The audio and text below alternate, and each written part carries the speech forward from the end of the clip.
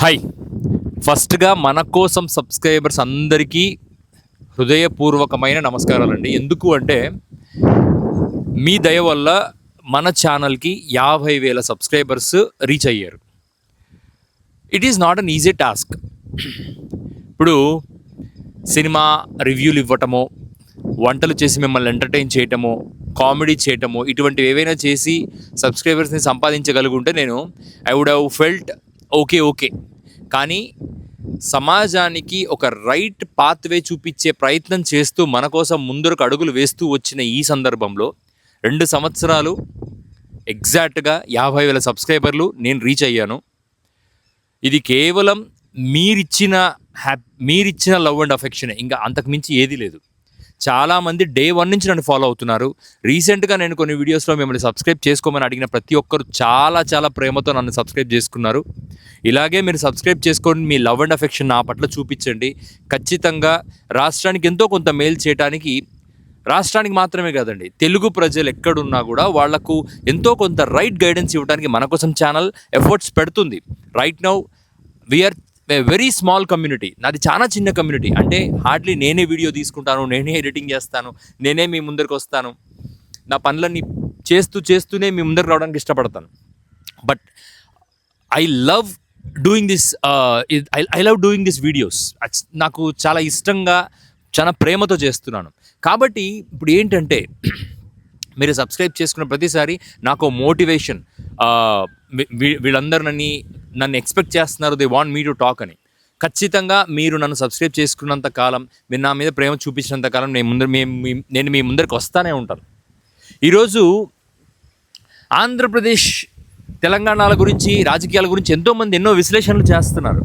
కానీ నా విశ్లేషణ అనేది ఖచ్చితంగా మన రాష్ట్ర ప్రజలకు ఉపయోగపడాలి, మన జీవితాలు బాగుపడాలి అన్నది మాత్రమే నా ఉద్దేశం. దీనివల్ల ఏదో మానిటరీ బెనిఫిట్స్ కానీ ఇంకేదో బెనిఫిట్స్ సంపాదించాలనుకోవడం నా ఉద్దేశం కాదు, నా క్రైటీరియా కూడా కాదు. నాకున్న జీవితం, నాకు హ్యాపీగా ఉన్నాను, ప్రపంచంతో సంబంధం లేకుండా బ్రతుకుతూ ఉన్నాను. ఇదిగో ఇలా అప్పుడప్పుడు ఇలా తిరుగుతూ ఉంటాను. ఇది కోయంబత్తూర్ ఈషా ఫౌండేషన్ అండి. ఇది నేను దేవుడి కోసం రాలేదు, అక్కడ శివుడు ఉన్నాడని రాలేదు. కేవలం ఈ చుట్టుపక్కల కొండలు ఇవి చాలా అందంగా ఉంటాయి. వాటి మధ్యన వచ్చి ఒక రోజో 2 రోజులో కాస్త టైం స్పెండ్ చేసి నేను వెళ్ళిపోతాను. This is how my life happens. And నిన్న ఇక కంటెంట్లోకి వస్తే, నిన్న జగన్మోహన్ రెడ్డి గారు ప్రెస్ మీట్ పెట్టడం జరిగింది. ఆంధ్రప్రదేశ్లో టీచర్ రిక్రూట్మెంట్ అండి, డిఎస్సి రిక్రూట్మెంట్ జరిగింది. చాలా ఆర్భాటంగా తెలుగుదేశం ప్రభుత్వము, ఆంధ్ర రాష్ట్ర ప్రభుత్వము మేము అతిపెద్ద డిఎస్సి రిక్రూట్మెంట్ చేయబోతున్నామని చెప్పి దాదాపు కొన్ని వేల మందికి డిఎస్సి ఉద్యోగ కల్పన జరపడం జరిగింది. దీంట్లో అవకతవకలు జరిగాయి అంటూ చాలా అలిగేషన్స్ వచ్చాయి. చాలామంది eligible candidates they came in to this media platform, మాకు అవకతవకలు జరిగాయి అని చెప్పి రోడ్డెక్కారు. ఇదంతా టీడీపీ వాళ్ళు ఏమంటారంటే ఇదంతా ప్రతిపక్షాల కుట్రండి, కేవలం వాళ్ళకు నచ్చక ఇటువంటి గేమ్స్ మీద, ఇటువంటి స్పోర్ట్స్ కోటా మీద అలిగేషన్స్ చేస్తా అవమానపరుస్తున్నారు రాష్ట్ర ప్రభుత్వాన్ని అని చెప్పి వాళ్ళు రకరకాల మాటలు మాట్లాడుతున్నారు. ఇందులో నిజాల గురించి మాట్లాడుతా నిన్న జగన్మోహన్ రెడ్డి గారు, మాజీ ముఖ్యమంత్రి గారు ఒక ప్రెస్ మీట్ పెట్టడం జరిగింది. ఆ ప్రెస్ మీట్ ఏంటి, ఒక ఎలిజిబుల్ అభ్యర్థిని పక్కన కూర్చోబెట్టుకొని అతను నార్త్ ఆంధ్ర చెందిన వ్యక్తి, అతన్ని కూర్చోబెట్టుకొని he was trying to show to the government ఎలా అవినీతి జరిగింది, ఎలా ఈ టీచర్ల ఉద్యోగాల అమ్మకాన్ని జరిగాయి, ఎలా బిట్రేయల్ జరిగింది అభ్యర్థులకు అనేది ఎక్స్ప్లెయిన్ చేశాడు. ఇక్కడ నేను ఫస్ట్ నుంచి కూడా మన కోసం ఛానల్లో నా ప్రయారిటీ ఒకటే అండి, జనాలకు రావాల్సిన బేసిక్ నెసెసిటీస్ అనేవి ఆఫ్టర్ 75 సంవత్సరాల స్వతంత్ర భారతదేశంలో వచ్చి తీరాలి. అవి ఫ్రీగా వస్తాయా, అఫోర్డబుల్ ప్రైస్లో వస్తాయా, అవి వచ్చి తీరాలి మనకు. For example education, for example health, for example daily food, for example మనిషి ప్రశాంతంగా పడుకోగలగాలి, వెల్బీయింగ్ ఉండాలి. ఇటువంటివన్నీ మనకు దొరుకుతున్నాయా, దొరకట్లేదా అనేది చాలా ఇంపార్టెంట్, చాలా క్రూషియల్. సో ఇప్పుడు మనం హాస్పిటల్కి వెళ్తామండి. మీకు తెలుసు గవర్నమెంట్ హాస్పిటల్స్లో డాక్టర్లకు కానీ, నర్సులకు కానీ, వార్డు బాయ్లకు కానీ వాళ్ళ జీతాలు ఏ స్థాయిలో ఉంటాయో. కానీ వాళ్ళ దగ్గర ఎంపతి ఉంటుందా? ఆ హాస్పిటల్స్లో క్లీన్లీనెస్ ఉంటుందా? ఇక గవర్నమెంట్ స్కూల్స్, ప్రైవేట్ స్కూల్లో టీచర్కి 25,000 రూపాయలు జీతం, గవర్నమెంట్ స్కూల్లో 1,00,000 పైన జీతం వస్తుంది. కానీ ఆ గవర్నమెంట్ స్కూల్లో ఉండే టీచర్లకు సరైన విద్య పట్ల అవగాహన ఉందా? వాళ్ళు గ్లోబల్ ఎడ్యుకేషన్లో పోటీ పడగలరా? పిల్లలకు ప్రాపర్ ఇంగ్లీష్ నేర్పించగలరా? సైన్స్ అండ్ టెక్నాలజీ గ్లోబల్ ప్లాట్ఫామ్లో పిల్లలు పోటీ పడే విధంగా యూనిసెఫ్ లాంటివి, యునెస్కో లాంటి ఆర్గనైజేషన్స్ పిల్లలకు క్విజ్ కాంపిటీషన్స్ పెడతా ఉంటాయండి.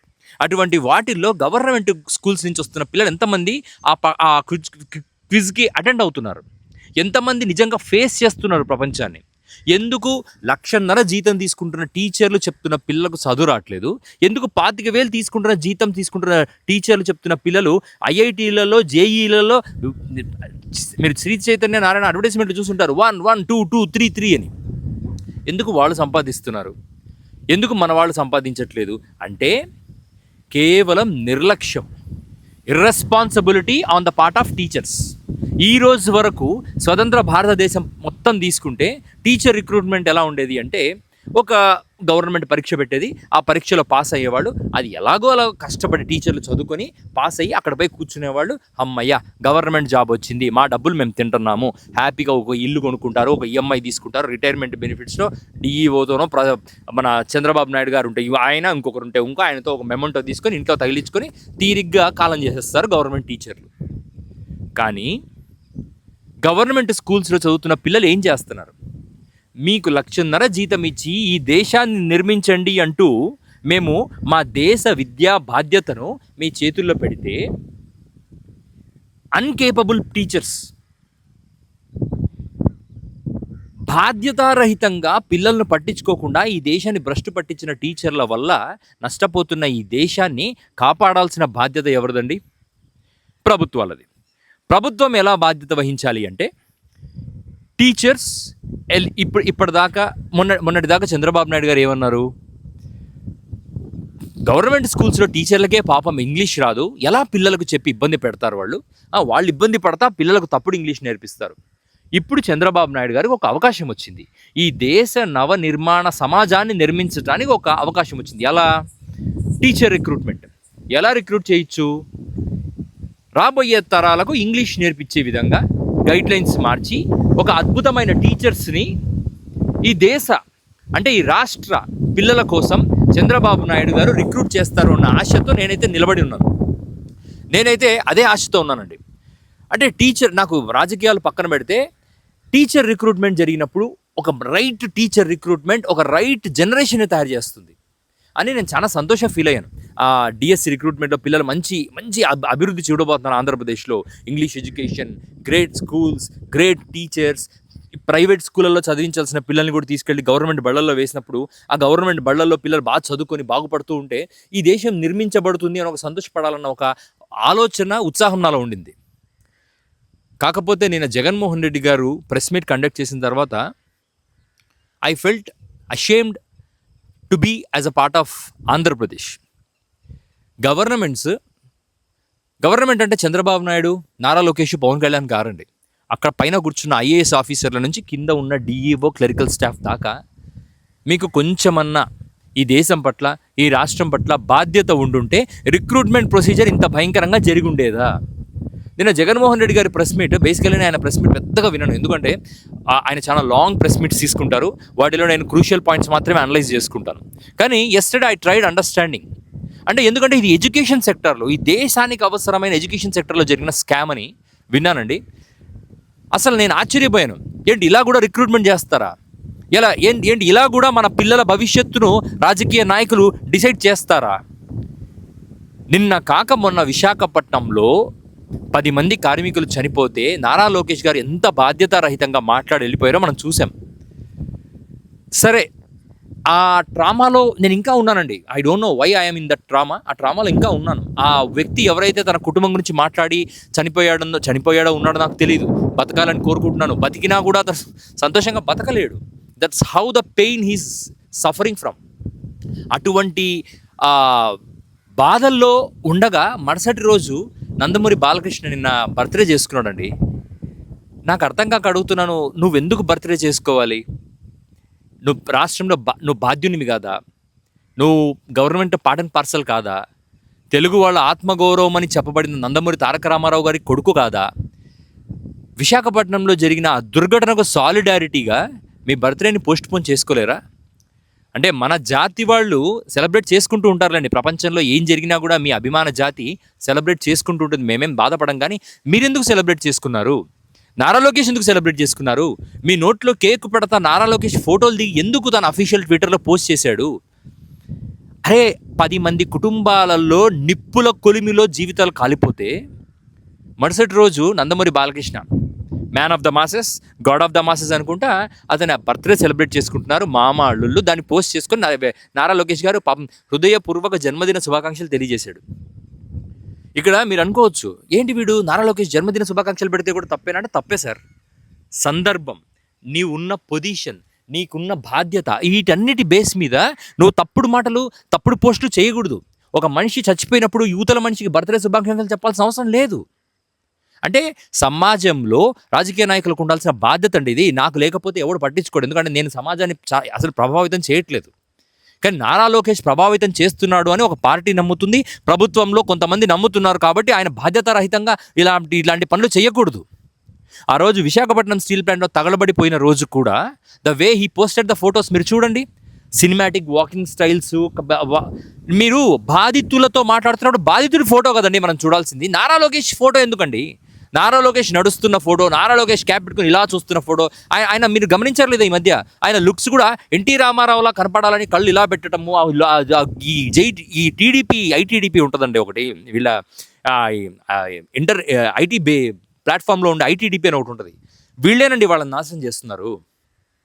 చూడు, నేను అందగాడిని, నేను నమ్మితే పెద్ద సమస్య లేదు. కానీ చుట్టూ ఒక 100 మంది చేరి నువ్వు అందగాని, నువ్వు అందగాని, నువ్వు నడిస్తే మాస్, నువ్వు లేస్తే మాస్ అని చెప్పినప్పుడే సమస్య వస్తుంది. అప్పుడు నాకు విపరీతమైన అహంకారం పెరిగి నేను అందరిని తక్కువగా చూడడం మొదలు పెడతాను. ఒక మనిషి స్థాయిలో నేనే ఇలా చేస్తున్నప్పుడు ఒక ప్రభుత్వపు అధికారి స్థాయిలో నారా లోకేష్ ఎలా చేస్తున్నాడు, నారా లోకేష్ అర్థం చేసుకోవాలి. సార్, మీరు అందగాడని ఓట్లు వేయలేదు మేము.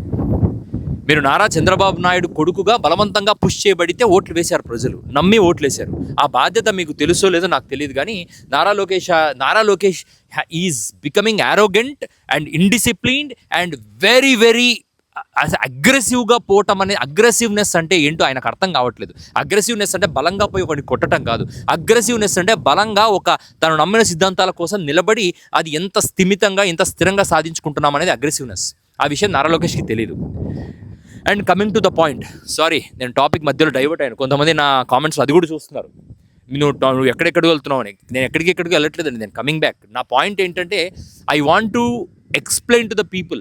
నా వీడియోలు చూసేదే కొంతమంది, ఆ కొంతమందికి నేను చెప్పాలి కదా, మీ భవిష్యత్తు గురించి మీరు నిర్ణయించుకోవాలని నేను చెప్పాలి కదా.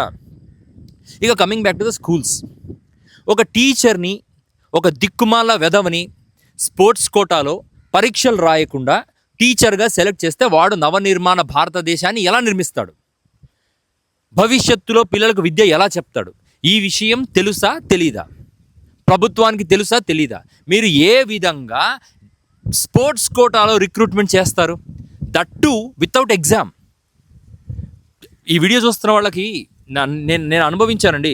నేను రిజర్వేషన్ సమస్య అనే దానివల్ల ఎన్నోసార్లు చేతి దగ్గరికి వచ్చిన గవర్నమెంట్ ఉద్యోగం పోగొట్టుకున్నాను. ఒకసారి నేను ఒక ఆంధ్రప్రదేశ్లో పంచాయతీ సెక్రటరీ జాబ్ రాశానండి. 300కు 262 మార్కులు నాకు ఆ రోజు. రాష్ట్రంలో అన్ని జిల్లాల్లో జాబ్ వచ్చింది, నా కర్నూలు జిల్లాలో నాకు తప్ప. అంటే అది ఆ రోజు నేను పోరాడలేదు. ఆ రోజు నాకు తెలియదు ఇలాంటి బ్యాక్ ఎండ్లో ఇలా జరుగుతుంటాయని. ఆ రోజు కూడా మన గౌరవ ముఖ్యమంత్రి చంద్రబాబు నాయుడు గారే అధికారంలో ఉన్నారు. అంటే నేను ఆ రోజు ఉద్యోగం పోగొట్టుకున్నాను, కానీ నేను వదిలేశాను. సరేలే, నా కర్మ, నాకు టైం బాగాలేదు. ఎన్నోసార్లు నేను ఉద్యోగం పోగొట్టుకున్నానండి, 1-2 మార్కుల్లో, 3-4 మార్కుల్లో. బట్ నేను వదిలేశాను. కానీ నాలాగా నేను మహా లేజీ ఫెలోని, నాలాగా లేజీగా ఉండి వదిలేసుకునే పరిస్థితులు చాలామందికి ఉండకపోవచ్చు. సరే, నేను ప్రైవేట్ సెక్టర్కి వచ్చాను, నేను ఇంకో జాబ్ చేసుకొని బతుకుతాను, ఇంకో అడుక్కు తిని బతుకుతాను. చాలామందికి ఆ పరిస్థితులు కూడా ఉండవు కదా. ఈ జాబ్ వస్తే తప్ప జీవితం సాగదు అనే పరిస్థితి ఉంటుంది కదా. నిరుద్యోగుల బాధ అదే కదా. ఈ దేశంలో, ఈ రాష్ట్రంలో, ఈ ప్రపంచంలో నిరుద్యోగులందరూ నరకయాత్ర అనుభవిస్తుంది అక్కడే కదా. ఎందుకు ప్రభుత్వాలు కళ్ళు మూసుకొని ఉన్నాయి? Group 1, Group 2, Group 3, Group 4, teacher, constable, ప్రతి పోస్ట్లో ఇలాంటి తప్పుడు పనులు. ఏ ప్రభుత్వం ఉన్నా కూడా ఇటువంటి తప్పుడు పనులు చేస్తే అభ్యర్థులు ఏమైపోతారు? నరకం చూస్తారు. మేమేం పవన్ కళ్యాణ్ లాగా చదువున్నా చదువుకోకపోయినా వచ్చేసి ఆ స్టేజ్ పట్టుకొని గట్టిగా నోటికి వచ్చినట్టు అరిచి జనాలను మభ్యపెట్టి మోసం చేసి రాజకీయాల్లోకి చేరిపోయి జనం సొమ్ము దోచుకునే యువత కాదు. యువత ముసుగులో ఉన్న దోపిడీకారులు కాదు కదా ఈ దేశపు యువత, ఈ రాష్ట్రపు యువత. మాకు ఉద్యోగాలు కావాలి.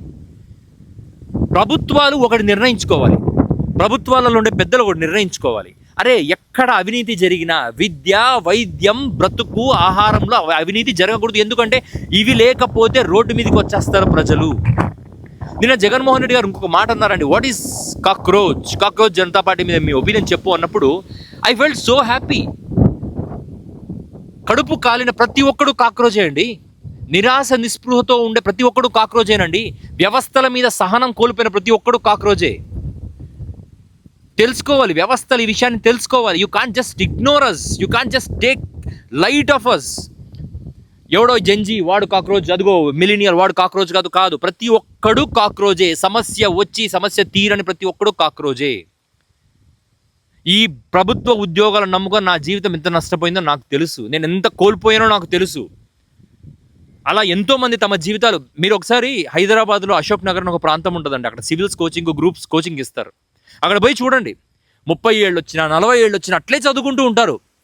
మనం ఏడుస్తూ ఉంటాం, అడే వాడికి రిజర్వేషన్ ఉంది కాబట్టి కూర్చున్నాడని. పాపం రిజర్వేషన్ ఉన్నోళ్ళు కూడా అన్యాయానికి అఘాయిత్యానికి గురి కాబడుతున్నారు.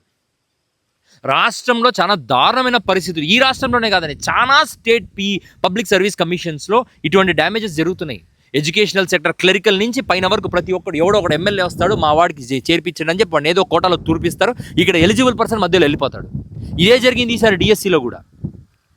నేను ఎందుకు నారా లోకేష్ని అడుగుతున్నాను అంటే, Nara Lokesh is responsible to check such circumstances. ఎవడన్నా ఎమ్మెల్యే కానీ ఎంపీ కానీ మధ్యలో దూరాడు అంటే వాడిని కాళ్ళు చేతులు విరిచి అవతల పారేయండి.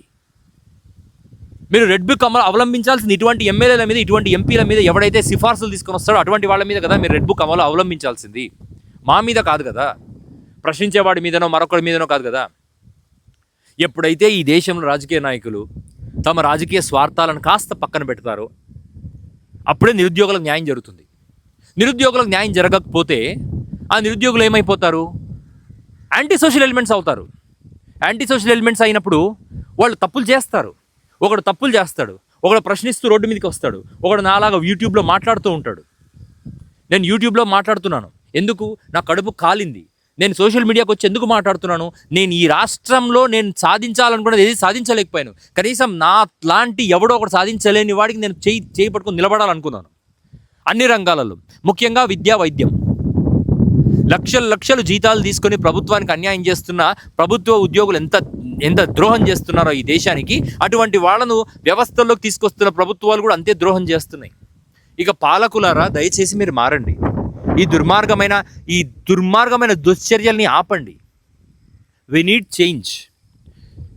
చేంజ్ రాకపోతే బలవంతంగా లాక్కుంటాము ఈ జనరేషన్లో. అది ఎలా? ప్రభుత్వాలను మారుస్తామా, రైట్ పర్సన్కి ఓటేస్తామా, ప్రజలు నిర్ణయించుకుంటారు.